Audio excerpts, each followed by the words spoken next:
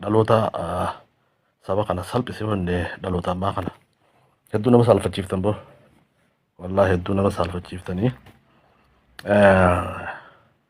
waan sigaltee abbootiin teenya godhaa turan tokkummaa abbootiin teenya jabeessanii miggaaranii asiin gahan tana ijoolleen sigaltee keessattuu biyya arabaa keessa jirtu arraan tana sigaltee oromummaa fi oromoo salphisuu irratti sigaltee hojiin isin hojjechaa jirtan hedduu nama salphachiisa hedduu nama qaanfachiisa dhugaa dubbachuudhaaf akkuma sigaltee itti dubbatanuun qabdu dhugaa dubbachuuf wallahi arraan tana diinni sigaltee ummata keenya miskiinota warra sigaltee isinuma kana harka isaanii eeggachaa jiru warra ilmi kiyyana xoora ilmi kiyyana gargaara jee miskiina sigaltee biyya keessa rakkachaa jiru kana warra abdiidhaan isin eegaa jiru kana abdii itti galgaleessaa jirtanii eenyummaa saba kanaa balleessaa jirtanii walajjeesuudhaan oromoo walii goota wal salphisuudhaaf oromoo walii goota diina firraa dhorkuudhaaf dhaloonni kun dhugaa dubbachuudhaaf dhaloota salphatoo jaan jenereeshinii akka oromoo ta'a akka ammaa tana harkeen beeku dhugaa dubbachuudhaaf wallahi hedduu nama salphachiiftanii beeki waan nama dura jeeta koo yaadattan haala sigaltee amma dhaloonni oromoo kun ijoolleen oromoo biyya arabaa tana keessa ta'anii biyya alaa tana keessa ta'anii akkaataan itti wal qoqqoodanii jiran kun oromoo waan jedhamu Itoophiyaa keessa salphisuuf ta'a akka daayinosaritti sigaltee oromoo dhabamsiisuuf ta'a jeetiin amma dura dubbadhee jira wanni tun sigaltee guyyaa guyyaadhaan arkaa jirra jechuudha nama salphachiisa boo ilmi oromoo akkamitti ilma oromoo gachiibsee qala ilmi oromoo akkami ilma oromoo waraana aboo takkaa sigaltee dubbii akkanaa takkaa dhaloota oromoo keessa arkineen beeynu dhugaa dubbachuudhaaf hedduu nu salphiftanii hedduu nu qaanfachiiftanii nama silaa waa beeku nama an silaa wayiin beeka jedhu tiktok kanarra ol ba'ee bar arsii balaaleeffataa walloo balaaleeffataa harargee balaaleeffataa yaa obboleessa kiyya wanni ati godhaa jirtu kun arsiin eenyu walloo eenyu harargeen eenyu wallagge eenyu oromoon hundinuu sigaltee akkamiin namni sigaltee obboleessa isaa qalee gorre'ee akka waan gootaatti akkamiin sigaltee ililcha akkamiin sigaltee dhugaa dubbachuudhaaf afaan itti wallahi itti dubbadhu hin qabu hedduu sigaltee anammaa an akka parsinaalii sigaltee waan afaan oromoo jedhamu tanaa fi waan dhaloota oromoo kana sigaltee tiktok kanarratti wanni akka nama keenyaatti dhaga'uu jibbuu hin qabu dhugaa dubbachuuf wallahi nu salphachiiftan warri abaarsaan biyyaa bee warri sigaltee haati biyyaa baafte warri abbaan abaaree biyya bee hundinuu arraan tana sigaltee biyya arabaa tana keessa wali qabanteeti hoolayyiin miskiina sigaltee dalagachuudhaaf biyya bee humaa takkan beene fuudhanii qaluuntu wallahi hedduu nama salphachiisaa hedduu namatti dhaga'amaa oromummaan tun si dhiiroo oromummaa akkamii haalli amma keessa jiru kun haala akkamii hedduu sigaltee waan ummata oromoo kanaa fi oromummaa fi nama oromoo jaan kanarraa waan abdii nama kutachiisaatu hojjetamaa jira dhugaa dubbachuudhaaf wallahi hedduu nama salphachiiftanii akkasuma sigaltee ammaas warri waan ijoolleen gaala eeydutan tun godhaa jirtu warra sigaltee duuba teessanii deeggaraa jirtan sheekotaa isaa taatu nama baratee isaa taatu hayyootaa isaa taatu hundi keessanuu abbootii qabeenyaa taatu bilis ijoolleen tun akka sigaltee tokkummaa jabeeffattu akka walajjeesuudhaaf godhuu irratti hundaa'uu qabdan malee obboleessa keessaan dhufattanii dhaloota kana wal ficcisiisaa jirtan. Amma fakkeenyaaf ijoollee Suudi Arabiyaa tana isinif fakkaata malee obboleeyyan kiyya warri sigaltee ijoolleen tun akka wal qaaltu akka wal ajjeeftu akka sigaltee wal waraantu warri godhaa jiru warra sigaltee biyya Ameerikaa keessa taa'ee maallaqa itti ergu warra Suudi Arabiyaa keessa taa'ee maallaqa itti ergu warra Kaanaadaa keessa taa'ee aboo harargee nurraa ijoollee harargeessa waraana ijoollee walloosa waraana ijoollee arsii waraana warra jedhu kanaatutu ijoollee teenya wal ficcisiisaa jira garuu isaan dhokatanii sigaltee ijoollee wal nyaachisaa ijoolleen akka wal fitti godhaa jiranii kun hedduu takka namatti dhaga'ama kanaaf dhaloonni oromoo dhaloonni sigaltee amma jirru kun abbootii teenyarraa obboleeyyan kiyya tanuma dhaalle tanuma dhaalchisanii abbootiin teenya tanuma abbootii teenyarraa dhaalle walajjeessu abbootii teenyarraa dhaalle abbootii teenya warra siigaltee tokkummaadhaan qabsaawaa ture warra tokkummaadhaan siigaltee eenyummaa tan ol qabaa ture abbootii gaggaarii sanirraa tanuma dhaalle nuti hunarra walajjeessuudha dhaalle hedduu nama gaddisiisa dhugaa dubbachuudhaaf ani akka nama tokkotti siigaltee haasa'uuf hin baane dhugaa dubbachuudhaaf niin seena je'eellee hin seenne duuba dubbiin siigaltee namni keenya wal fixuu kun ijoolleen obboleeyyan lamaan ilmaan Arsiitii fi ilmaan Walloo warra amantiinillee islaamummaa qabu obboleeyyan jechuudha. Obboleeyyan yeroo siigaltee wal ajjeesanii wal qalanii ammaas wal ajjeessuudhaaf yeroo sooshaal miidiyaa kana tiktook kanarraa ajandaa uuman hedduu namatti dhaga'ama. Arraan tana biyya teenya keessa maaltu deemaa jira? Biyya teenya keessa siigaltee diinni karaa hundaanuu Oromoo fi Oromummaa tana balleessuu irratti halkanii fi guyyaan irratti hojjechaa jira. Miidiyaadhaan irratti hojjechaa jiran, nu cabsuudhaaf irratti hojjechaa jiran. Ammoo nuti siigaltee diina keenya ofirraa ittisuu dhiifnee maalleeyni siigaltee nuti waliin baafnu maallaqa Arsiin Walloo ajjeesuuf waliin baafti. Walloo Arsii ajjeesuuf takka Hararge ajjeesuuf maallaqa waliin baafnu uummata salphataa dhugaa dubbachuudhaaf hedduu namatti dhaga'ama. Hedduu namatti dhaga'ama. Wallaahi obboleeyyan kiyya haala kana keessaa siigaltee mee haa dhaabbannu. Amma fakkeenyaaf wanni gosaa wal qooduu, wanni naannoodhaan wal qooduu, wanni godinaa wal qooduu tun akkuma dubbachaa turetti waan xiqqoo mi beek waanuma siigaltee amma basabasaa ijoolleen teenya yeroo dubbatte ati ol baatee siigaltee giiftee kan taaf nama gosaan nama qoodu nama arrabsu nama obboleessa salphisu nama siigaltee intala Oromoo arrabsu nama intala Oromoo salphisu ol baatee giiftee kan taaf jajjabeessitee jechuudha. Kanaaf dhugaa dubbachuudhaaf tiiktookiin Oromoo salphisaa jira. Ijoolleen Oromoo salphisaa jirti. Seenaa siigaltee Itoophiyaa keessatti akka hin dalagamin, Afrikaa keessatti hin dalagamin Oromoo walirra dalagaa jirti. Kun salphina dhugaa dubbachuudhaaf hedduu namatti dhaga'ama. Hedduu nama qaanfachiisa. Obboleeyyan kiyya obboleeyyaniitu siigaltee wal ajjeesaa jira. Obboleeyyaniitu wal waraanaa jira. Obboleeyyaniitu wal ajjeesuudhaaf wal barbaadaa jira. Bilis ijoollee teenya obboleeyyan keenya warra siigaltee wal ajjeesuudhaaf wal barbaadaa jiru kana warri duuba teessanii maallaqa baaftanii biyya alaa teessee biyya keessa teessee ammoo gurbaa godina akkasiisan ijoollee akkasiisan dhabamsiisaattee maallaqa warri baasaa jirtan bilis waan itti jirtan kana dhiisa. Arraan tana siigaltee Oromoon humna takkaan yoo diina siigaltee amma warri siigaltee nafxanyaa waan jechaa jiru dhageessan Oromoo fi Oromummaa tana balleessuudhaaf halkanii guyyaa bartattaafachaa jiranii bar. Garuu nuti diina sana ofirraa dhorkuu irratti warra kufaa taanee jira dhugaa dubbachuudhaaf. Oromoon maal gooti? Qabsoon isii gootummaan isii tiktook irra ol baatee obboleessa ajjeesu, obboleettiin obboleessa salphisu, wal xiqqeessuudha. Kana taane dhugaa dubbachuudhaaf dhaloota akka uummata keenyaa kana an addunyaa irratti siigaltee argeen beeku warra siigaltee abbootii salphisaa jiru, warra Oromummaa salphisaa jiru, warra hamtuu warra walirra dalagaa jiru. Obboleessi bara obboleessa ajjeesuudhaaf maallaqa waliin buusee meeshaa bitadhu jedhan ablee waan siigaltee waliin ajjeesu bitadhu jedhan warri siigaltee isaan deeggarulleen duuba ta'aniiti akka uummanni keenya akka ijoolleen teenya wal ajjeesu godhaa jirtanii. Kun salphina dhugaa dubbachuudhaaf seenaa hamtuu sana jalaa nam tokkolleen hin ba'u. Wanni siigaltee namni keenya ijoolleen teenya godhaa jirtu dhugaa dubbachuudhaaf Oromummaa fi Oromoo siigaltee Itoophiyaa keessaa akka dhabamsiiftu duraanin dubbadhee jira. Wallaahi hedduu takka nama saalfachiisa. Hedduu nama qaanfachiisa siigaltee.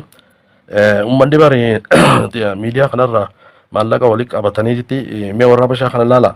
Maallaqa waliin qabatanii Oromoo tan akkamitti cabsinaa lafa Oromoo tan akkamitti siigaltee seennee qabeenya isaanii balleessinaa akkamitti siigaltee uummata kana balleessinaa irratti marii gaggeessaniiti uummata keenya irratti duulaa jiran, uummata keenya cabsaa jiran, gamtaadhaan siigaltee uummata keenya balleessuu irratti itti deemaa jiran. Dhaloonni Oromoo siigaltee kun Arsii, kun Walloo, kun Wallagga kana karoora akkana kana walirra baafannee yeroo siigaltee as gubbaadhaan wal qallu yeroo as gubbaadha maqaa ol balleessinu hedduu nama qaanfachiisa. Hedduu saalfannee jira dhugaa dubbachuudhaaf ani dhiifama naa godha niin seena je'eetii miti. Kanaaf wallaahi hedduu akka sabaatti hedduu saalfannee hedduu qaanfannee. Kanaaf obboleeyyan kiyya warra siigaltee TikTok kana gubbaa jirtan warra ibiddaa jira jechuudha. Warra ibiddaa warra amma viidiyoo waraabee ijoollee walloo ijoollee arsii ajjeesuu qabda. Ajjeeftanii siigaltee fanniftanii cicciru qabda warra ja'anii warra je'ee haasawaa galaksaa jiru jira. Yaa obboleeyyan kiyya wanni kun waan gaarii miti. Haalli ani godhaa jirtu haalli ati godhaa jirtu viidiyoo waraabdee hammeenya labsuu jirta. Hammeenyi kun gaarii miti. Akkasumas siigaltee ijoolleen arsiitiis walloo kun dhabamu qabaa ajjeesaa cicciraa darbaa jechaa jirtanii. Wallahi hedduu takka siigaltee isinitti saalfannee jirra. Oromoon siigaltee Oromoo fi Oromummaan arran tana salphataa jirti. Eenyu salphisaa jira? Dhaloota Oromoo dhaloota silaa siigaltee biitii abdattu haadha abbaan abdattu biitii teenya siigaltee dhaloota xixiqqaa hanaatutu seenaan an dalage caalaa dalagee Oromummaa tana jabeessa jedhanii osoo siigaltee hawaasni keenya akkasiin nu eegaa jiru. Dhaloonni keenya kun unoo dhaloota wal ajjeesu dhaloota wal qalu dhaloota wal salphisu kana siigaltee dalagaa jirra. Wanni kun siigaltee hedduu nu salphisee jira. Hedduu nu qaanfachiisee jira. Please waan kana keessaa haa baanu. Akkasii obboleeyyan kiyya hedduu haasa'uuf hin dhufneeni. Inshallah baruu sagantaame bal'inaan haasofna. Hedduu qaanyiidha dhugaa dubbachuuf qaanfadheeti waan hin jiru siigaltee nama saalfachiisa. Haalli nama keenyaa wallaahi hedduu nama saalfachiisa. TikTok kanarraa yeroo hundaa'u Oromootu wal ajjeesee Harargee fi Arsii wal ajjeesee Walloo fi Arsii wal ajjeesee Jimmaa fi waanuma siigaltee hammeenyaa malee waan gaarii akka hawaasaa siigaltee guyyaa tokko asirraa waan gaarii dhageenyeetis hin beeynu. Kanaaf wallaahi uummata keenya salphistanii jirtanii Oromummaa salphiftanii jirtanii waan isiniin jennu dhabnee jirra dhugaa dubbachuudhaaf. Bar torbaanuma kutaa kana keessa kun warri fannoo daangaa wallaggaa kana seenaniiti namoota keenya siigaltee 80 ajjeesan jechuudha. Laal nama 80 dhala Oromoo ajjeesanii qabeenya isaanii kaan ciranii waan barbaadan godhanii deeman jechuudha. Uummanni siigaltee haadha abbaa kee balleessuudhaaf biyyatee balleessuudhaaf Oromummaa fi Oromiyaa balleessuudhaaf halkanii guyyaa dalagaa jiran jechuudha. Wal jaaranii wal qindeessanii maallaqaas walitti qabatanii siigaltee nu balleessuudhaaf tattaafachaa jirtan. Ammoo dhalli Oromoo tun TikTok irratti ol baatee maal gooti? Arsiin siigaltee Walloo balleessuudhaaf Harargeen Jimma balleessuudhaaf akkasii siigaltee murnamunnaan nuti kana karoora walirra baasaa jirra jechuudha. Dhugaa dubbachuudhaaf hedduu nama saalfachiisa. Hedduu nama qaanfachiisa. Haala siigaltee amma itti jiru kanaan Oromoon Itoophiyaa keessatti salphatee saba xixiqqaa ofirraa dhorkuu hin dandeessu gara fuulduraatti. Hawaasa salphataa hawaasa ofiif wal ajjeesuudhaaf mirqaanu warra diina ofirraa dhorkuu hin dandeenye warra diina dura dhaabbachuu hin dandeenye uummata salphataa taanee jirra. Wallaahi hedduu salphannee hedduu nu qaanfachiiftan. Wallaahi hedduu namatti dhaga'ama. Hedduu namatti dhaga'ama inshallah obboleeyyan akkasii hanqanumaan jechuudhaaf dhufe as gubbatti siigaltee haasa'u hedduullee haasa'uun fadhu. Dhugaa dubbachuuf hedduu nama qaanfachiisa. Tanumaan jaajeetiin dhufe inshallah waan Oromoo tarraa illee dubbachuun nama saalfachiisa. Dhugaa nama saalfachiisa. Waan gaarii sila hawaasa keetirraa namni siigaltee hawaasa isaarraa waan gaarii dhaga'uu barbaada beeke. Wanni si gammachiisullee sani yeroo waan gaarii dhageesse dhaloota akka gaarii guddisuu jirra jetteeti gammadda. Ammoo TikTok kanarraa Oromoorraa waan gaarii takkaa dhageenye hin beeknu. Warra siigaltee lafa wallolee TikTok irra wal fidatu. Warra siigaltee taappellaa gosaa as gubbatti dhaabatee gosaa wal qoodu gosaa wal arrabsu. Arraan tana siigaltee khasaaraa hamtuu keessa nu naqaa jirtu wanni tun. Salphina hanqana hin jaamne siigaltee nu salphisaa jira. Kanaaf siigaltee obboleeyyan kiyya namni siigaltee Oromoo waa beeku sheekotiin hayyoonni dhugumaan hayyoo taate sheekonni siigaltee dhaloota akkana siigaltee daba kana walirra dalagaa jiru danda'uun barbaachisaadha. Warra akkanaa kana of keessaa baasuun barbaachisa. Hayyoonni siigaltee qindoomtanii dhaloota akkana sii galtee oromummaa fi oromoo salphisaa jiru warra wal ajjeesaa jiru warra wal qalaa jiru kana dhugaa dubbachuudhaaf sheekonni keenya piliis waan kana irratti dalaguu qabdanii akkasuma hayyoonni silaa oromoon hayyuun qabdu hayyoonni yoo jiraate sii galtee waan biraatiifuu bakka waa guurrachuu fi sii galtee faayidaa teetiifuu hayyoonni keenya hayyoota faayidaa taane beek hayyoota sii galtee uummata kana baraaru miti har'aan tan hayyoota ofii jiraate uummanni dantaa isaa joosaniitu hayyoota akkasii jira hayyoonni keenyaas sii galtee gabbaatanii dhaloota kana addaan qabuun barbaachisaadha. Wanni tun dubbiin sii galtee especially Saudi Arabiyaa kana biyyoota Arabaa tana keessaa balaan sii galtee as deemaa jirtu balaa jajjabduudha. Dhugaa dubbachuudhaaf Oromoodhaaf salphinni kana olii ni jiraan jiru. Dhalli Oromoo dhala Oromoo ajjeesa yeroo miidiyaadhaan sii galtee poosti godhu. Kanaa ol sii galtee salphinni ni jira jee yaaduun. Kanaaf hayyoonni waan kana sii galtee gabbahaati. Dhaloota kana addaan qaba. Hayyoonni sii galtee gama Wallootiinis gama Arsiitiinis gama Jimmaatiinis gama Harargeetiinis koottaati sii galtee humna jabduu takka jaarradhaa humna sii galtee warra balaa qalaa kana warra oromummaa xiqqeessaa jiru warra obboleeyyan akka wal ajjeesan godhaa jiru warra haala mijjeessaa jiru warra nama ajjeessaa jiru kana humna takka jaarradhaa humna jabduu takka jaarradhaa warra kana sii galtee kontirool godhaa dubbiin tun ilaa hanqa dhumaatti akkan deebine godhuu irratti yoo hojjettan gaariidhaan jechuu barbaada. Fakkeenyaaf amma sheekonni keenya takka ulamaan teenya yeroo dubbiin akkanaa maatti gabbaatanii sii galtee labsii kannuun gaarii miti labsiin mee akkuma jirutti haa taatu. Kanaaf gabbahaatii ijoollee sii galtee Saudi Arabiyaa san hundaa'u warri Saudi Arabiyaa jirtu bakka hunda warri jiru sii galtee koottaati akka Oromootti tokkummaa uummadhaa abbootiin sii galtee manguddoon akkasuma sheekonni hayyoonni Oromoo jiraate akkasii dubbii tana gatta'aatii zalaalamitti akkasii galtee dubbiin tun hin dhufne yoo ajjeeftan malee waan kana caaluutu as deemu ta'a jechuudha haalamma arkaa jirruun. Osuma sii galtee TikTok kana gubbaarraa qoosaan fakkaachaa jirtuuti ijoolleen teenya sii galtee arraan tana wal qaltee amma dura sii galtee muka walitti dhiibdee kun salphina dhugaa dubbachuudha. Haa kana caalu sii galtee osoo hin dhufne ulamaayiin abbootiin gadaa hayyoonni dhaloota Oromoo sii galtee godina hundaa'u walit koottaati dubbii tana sii galtee karaa qabsiisaa dubbii tana sii galtee asitti akka dhaabbattu godhuun barbaachisaadha. Malee gabbaanee sii galtee labsinee oonee ijoollee tana kadhachuu osoo hin taane akka seeraatti akka sii galtee aadaatti akka amantiitti sii galtee dhaloota ol qaqqalu dhaloota sii galtee ol salphisu dhaloota sii galtee ol balleessaa jiru kana isaan kana gama hundaanuu akka waan kanarraa dhaabbatan godhuun hedduu takka barbaachisaadha.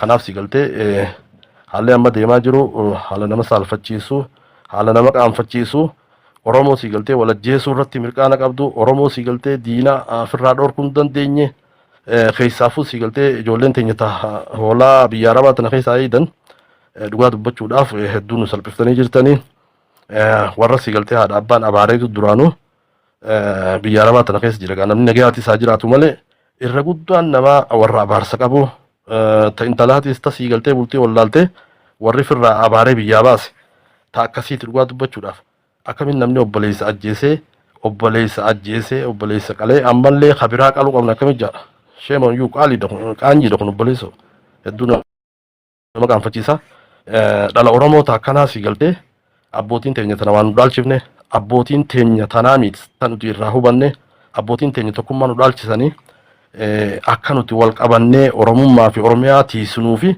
abbootiin teenya seenaa gaggaarii nu barsiisan malee dhaloota ammaa dhaloota wal ajjeesu dhaloota sii galtee TikTok irra dhufee maqaa wal balleessu dhaloota sii galtee footoo dhalaa qullaa as gubbaa fidee maallaqa irraa barbaadu dhaloota akkanaati dhaloota dabaa hedduu nama qaanfachiisa hedduu nama qaanfachiisa obboleeyyan kiyya akkasii ani sagantaa sii galtee TikTokniin seena jeetii miti wanni tun hedduu na aarsiteetiin ol dhufe kanaaf akkasii inshaallah burqaa keenya galatoomii burqaa gara inshaallah bal'inaan guyyaa boru dhufnee irraa haasoyna nuti yeroo hundaa'u tokkummaa nama keenya tokkummaa saba keenya uummanni keenya kun sii galtee wal qabachuu qabaa tokkummaa isaa jabeeffachuu qabaa irratti anytime sii galtee kana yaanna uummanni keenya bar ummanni Oromoo abbootiin teenya warra haleessa sii galtee gaafa loluu Somaalee shinii gaarratti mee warri kiristaanaa gamana baa warri islaamaa gamana baa jennaan aboo nuti Oromummaa fi Oromiyaadhaaf biyyaa baane malee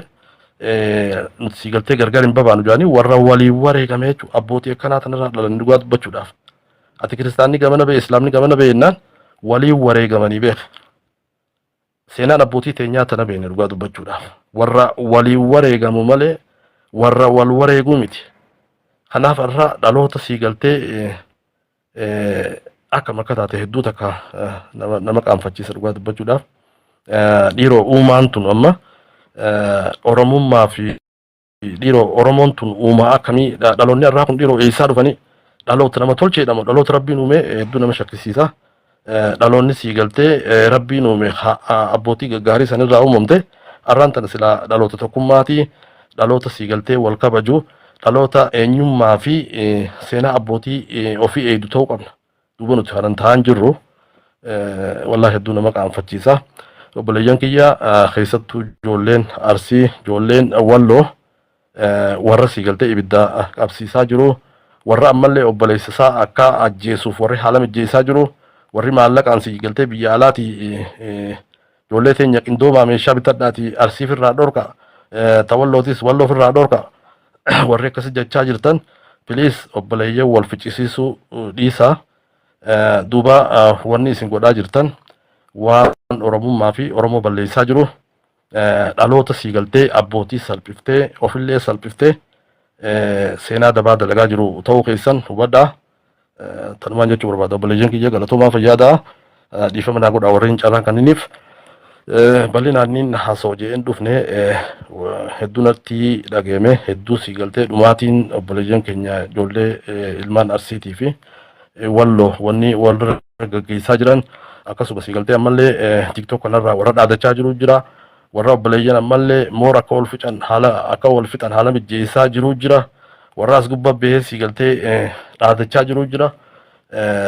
Kana sii galtee obboleeyyan warri as gubbaadhaa TikTok kana gubbaa jirtan namoota akkanaan deeggarinaa, namoota akkanaan jajjabeessinaa, namoota akkanaan bira hin dhaabbatinaa. Namoota sii galtee warra dabaa kana warra ummata keenya wal ficcisiisaa jiru wal ficcisiisuudhaaf deemu kana piliis saaxilee sii galtee akka Oromootti of keessaa baasuun hedduu takka barbaachisaadha. Akkasii obboleeyyan kiyya nagaan jiraadha. Oromoodhaaf sii galtee tokkummaatutu nu wayya malee faffaca'uu wal ajjeesuu wal salphisuun wallaahi salphina. Abbootiin teenya dhaloota akkanaatti nu quban qaban dhugaa dubbachuudha. Dhaloota akkanaa nu quban qaban jaarraa abbaa gadaatii fi ilmoo qilxuu waaqoo guutuu warri qabsaa'oota keenya akkana nu quban qaban arra isaan sii galtee seenaa dalaganii lubbuudhaan dabran dhaloota jajjabaa sii galtee Oromummaa fi Oromiyaa kana tiisu itti dhallee itti uumnee jaanii akkasii nu quba qabaachaa jiran akkasii nu quba qabaatanii sii galtee addunyaarraa dabran jechuudha. Arraan tana wanni dhaloonni kun godhaa jiru wallaahi salphina hedduu nama salphachiisa hedduu nama qaanfachiisa. Obboleeyyan kiyya waan gaarii sii galtee TikTok kanarratti haa dubbannu waan gaarii sheeraa goonu waan gaarii waliif haa dhaamnu. Obboleeyyan yeroo wal dhaban ati sii galtee dhuftee ibiddan qabsiisin. Obboleeyyan yeroo wal lolan ati hoottu sii galtee obboleeyyan wal taasisii walitti araarsii haasawni sii galtee TikTok kana gubbaa dhuftee ati haasawuu qabdu haasawa tokkummaa ta'uu qabaa.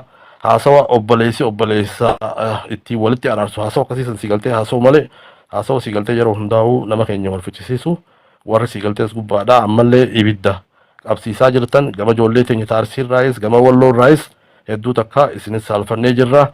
Akkasuma sii galtee ijoollee Harargee warra sii galtees gubbaa dhufee ibidda qabsiisuudhaaf viidiyoo waraabaa jirtan qaanjiidhaas piliis gad dhaabbadhaa. Akkasuma ijoollee Jimmaa ijoollee Wallaggaa ijoollee Shawaa akkuma Oromootu sii galtee warri obboleeyyan Wallole kana akka moor wal ajjeessan godhuu irratti warra sagantaa baafatanii deemaa jirtan piliis obboleeyyan yoo wal ajjeessan wanni takkallee wanni ati harkattu hin jirtu. Arraan tana sii galtee akka Oromootti Oromoo yeroo akkana wal ajjeeftu itti salphannee itti qaanfanne malee wanni takka sii galtee faayidaan takka hin jirtu. Akka Oromootti itti kufnee itti salphanne kanaaf obboleeyyan waan gaarii haa hojjennu waan gaarii haa goonu. Akkas obboleeyyan kiyya nagaan jiraadha. Inshallah boruu yeroodhaan dhufnee jiti waa'ee tokkummaa uummata keenyaatii fi irraa dubbannaa. Obboleeyyan kiyya naggaadee si TikTok kana jalan deemina. Naggaadee TikTok warra faayidaa kana jala deemtanii duraanuun dhaloota amma jiru keessa dhaloota giiftiitii fi dhaloota distii. Dhaloonni giiftuma yaada. Warra distii kunoo hawaasa kana gurguree sii galtee distii isaa guuttateetuma jiraachuu warra barbaadu sii galtee warra sabarraa hajaa hin qabne, warra amantiirraa hajaa hin qabne, warra namasaarraa hajaa hin qabne, warra faamiliirraa hajaa hin qabne, warra maatiirraa hajaa hin qabne dhaloota kanaatutu arraan tana sii galtee maqaa Oromoo himachaa TikTok kana gubbaa jira jechuudha.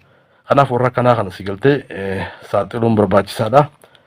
Warra kana sii galtee riippoortii goonee dhabamsiisuun barbaachisaadha. Tanaan jechuu barbaada. Burqaa jaalalaa hundi keessanuu galatooma. Jazaakallah waan gaarii haa dubbannu waan gaarii haa labsinu jechuu barbaada. Galatooma. Wal argina inshallah.